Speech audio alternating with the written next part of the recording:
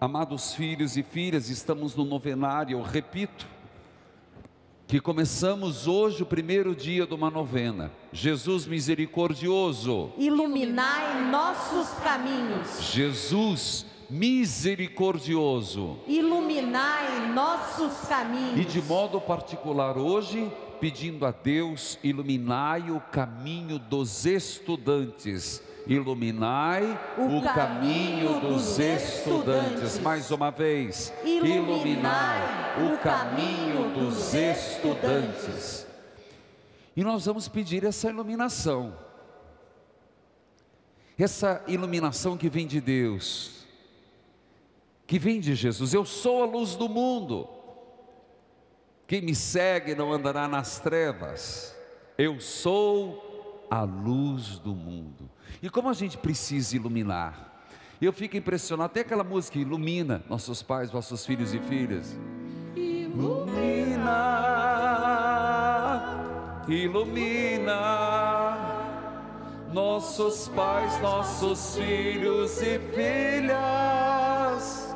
Ilumina, ilumina cada parte das nossas famílias.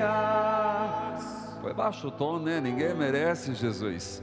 Bom, se você observar, ontem, quem estava na missa, ao meio-dia, ficou uma pergunta no ar: quem é esse homem? Lembra disso? Quem é ele? Dizia o tetrarca Herodes, que eu ouço falar algumas coisas. Eu matei João. Quem é esse homem? Refletiram sobre isso durante o dia? Hoje nós temos uma afirmação. É como se a resposta de ontem temos hoje. É bem isso, é pedagógico. E a resposta vem da boca de Pedro. Se ontem o tetrarca, quem é este? Jesus pergunta para vocês, Pedro, quem sou eu? Tu és o Cristo. O encontro já tinha se feito. Aquilo que eu tenho falado tanto, encontros, deixar que Jesus nos encontre, que eu tenho falado, leia gente, são 8 personagens, nós somos um pouquinho de cada um, leia. Está até na revista da Avon, não é o preço. Quero que você se encontre em algum personagem e perceba que Jesus passa pela nossa vida. Pedro encontrou Jesus e por isso ele já não é mais o Herodes tetrarca. Quem é ele? Jesus diz: tu és o Cristo. Hoje, quando nós começamos com essa novena, como é que é? Ilumina, ilumina nossos pais, vossos filhos e filhas. Ilumina, ilumina cada passo de nossas famílias. Eu olho para Jesus misericordioso e os raios caem. Ilumina, ilumina Nossos pais, nossos filhos e filhas. Ilumina, ilumina cada passo das nossas famílias. Jesus misericordioso, essa luz pálida e essa luz incandescente está explicitada. E eu olho para Santas Chagas e rezava hoje no rádio, dessa fonte. Para mim cada chaga é uma fonte de luz. É chaga, mas é curada, cicatrizada, porém aberta. São coisas que eu fico na minha cabeça matutando, fico pensando, curadas e abertas, de onde saem fachos de luz, de misericórdia, de graça, de bênção. E durante essa novena, depois você pega para mim, nós vamos rezar por várias situações. Hoje, começando pelos estudantes. Está chegando o final do ano. Vai dizendo para quem nós vamos rezar durante essa novena. São 9. Vocês me veem com o tercinho, que nós começamos na terça. Quem começou na terça? Pode vir na terça. Pelas santas chagas de Jesus, protegei-nos e curai-nos do câncer. Hoje, pedindo iluminação para os estudantes. Gente, os estudantes, vem agora as provas. Quem está se formando tem que fazer o trabalho final, tem que apresentar. Nós temos que pedir pelos estudantes, porque eles colocam o pé fora da escola. Está cheio de boteco. Bota dentro da escola, são ameaçados. Chegam em casa, trabalham. Nós temos que rezar pelos nossos estudantes, não é verdade? Iluminai, Senhor, os estudantes. Hoje a palavra de Deus nos diz: Tu és o Cristo, e esse é o Cristo que eu vos apresento. Um Cristo que vem nos iluminar, dissipar as trevas, nos dá certezas ao invés de dúvidas. Uma novena que eu propago, e eu disse a qualquer momento pode trazer, porque nós vamos rezar por várias realidades. Hoje, pelos estudantes, ilumina, Senhor, os estudantes. Semana que vem, ilumina, Senhor, os enfermos. Precisa. Depois, ilumina, na outra sexta-feira, Senhor, as crianças. Depois, ilumina, e aqui eu queria pedir para os taxistas virem. Queria pedir para os motoristas virem. Ilumina, Senhor, os motoristas. Ilumina, Senhor, os empresários. Ilumina, Senhor, os falecidos do outro lado do caminho. Ilumina, Senhor, os policiais. Temos que rezar. Ilumina, Senhor, os desempregados.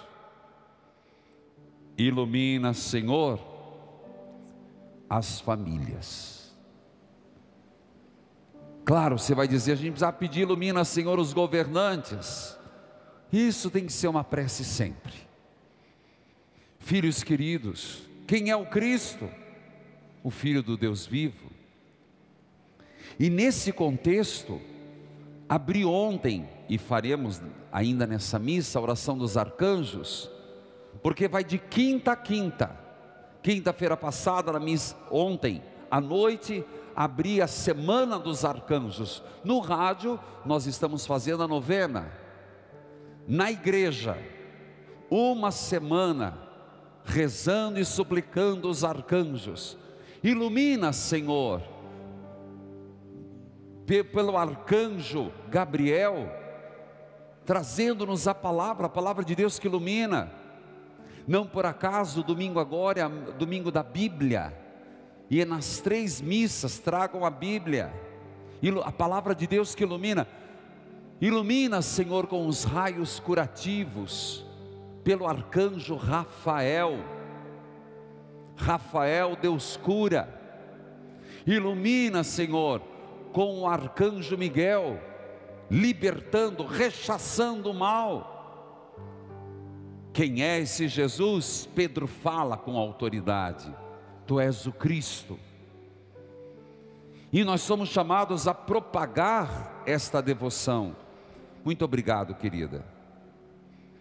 Está com uma camiseta bonita do Papa Francesco.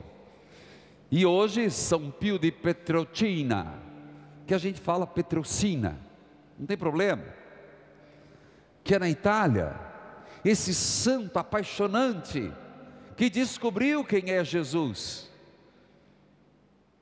Se Pedro disse: Tu és o Cristo, o Filho do Deus vivo. São Pio também fez isso. São Pio, chamado Padre Pio, com 16 anos, entrou para os frades menores, foi ordenado sacerdote, e muito cedo, recebeu os estigmas, se tornando o primeiro padre com os estigmas. São Francisco tinha, inclusive vamos visitar, quem puder, ir na peregrinação ano que vem, vamos visitar São Pio, estou muito curioso, Francisco, Santa Rita de Cássia, dia 19 de agosto saímos. São Pio foi São Francisco não era padre, por isso é o primeiro padre, é Padre Pio. E você vai dizer, que bênção, né, padre? Padre Pio poder olhar os estigmas, sinal do sofrimento de Cristo. Não foi bênção, não. Foi muita dor. Dor física e dor moral. Porque não pense que a inveja não ronda as sacristias e o clero. É isso mesmo, essa estigma de Cristo. Parabéns quem rapidamente percebeu. São Francisco as teve, Santa Rita de Cássia teve na cabeça, e São Pio de Petreucina teve nas mãos e nos pés. Mas primeiro ele foi ordenado padre e ficou muito doente. São Pio era um homem, Padre Pio, doente. E logo foi para o convento de Rotondo, onde ficou até morrer. Lá recebeu os estigmas.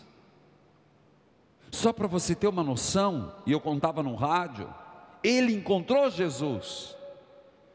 Ele como de fato, vocês estão vendo no vídeo wall, é esse São Pio.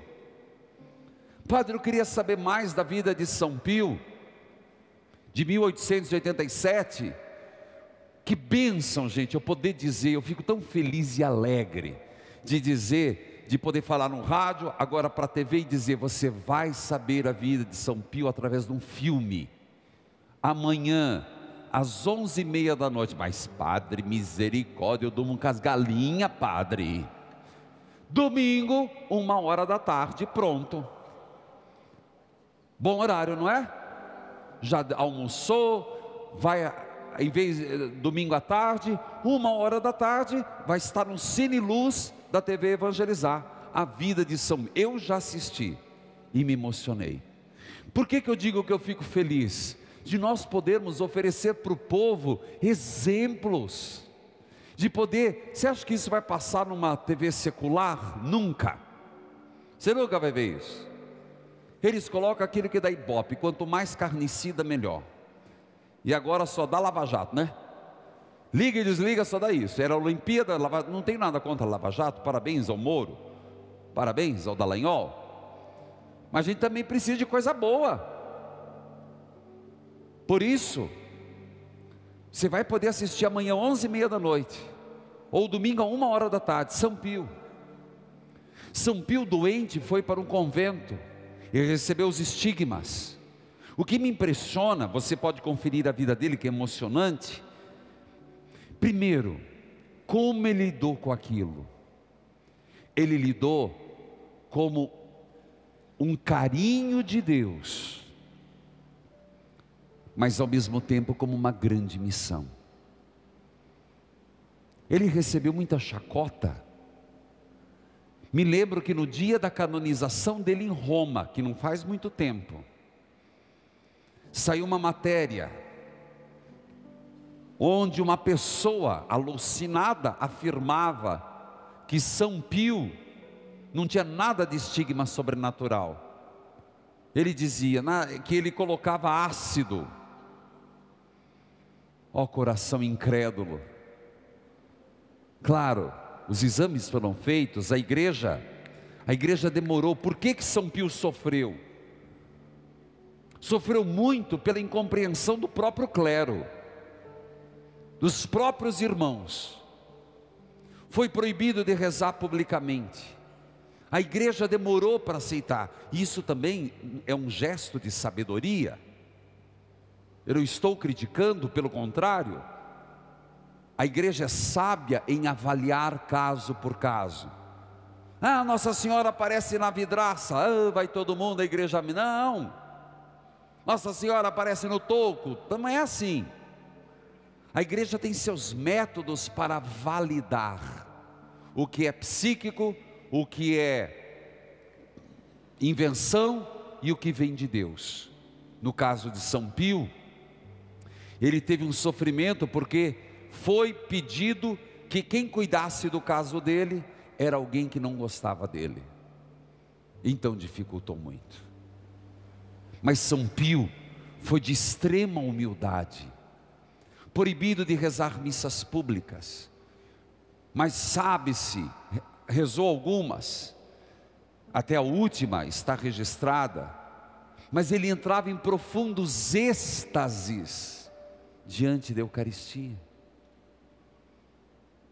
Como Pedro, tal qual Pedro, ele dizia na vida: Jesus é o Cristo, o Senhor da minha existência. Os estigmas que ele recebeu não o fizeram se sentir melhor que os outros.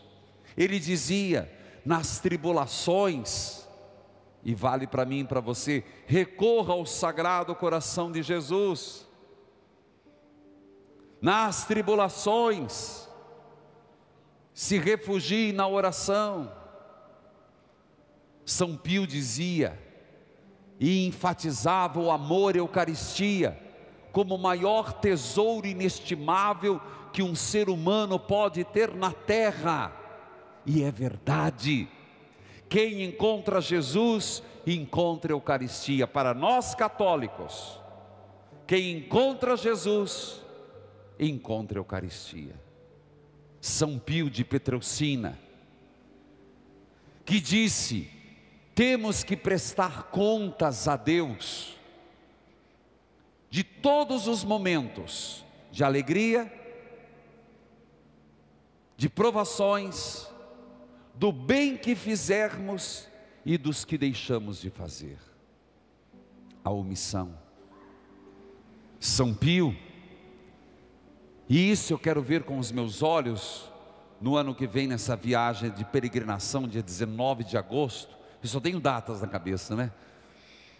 E está aberto ainda, porque me disseram que quem chega em Rotondo vê uma aldeia, mas vê um dos maiores hospitais do mundo em gravidez natural.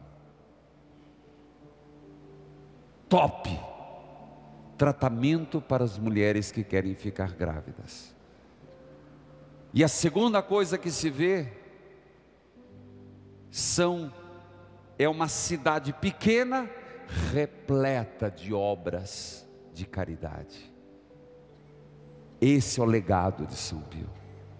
Não conheço, vou conhecer. Mas de São Pio, algo me chama a atenção.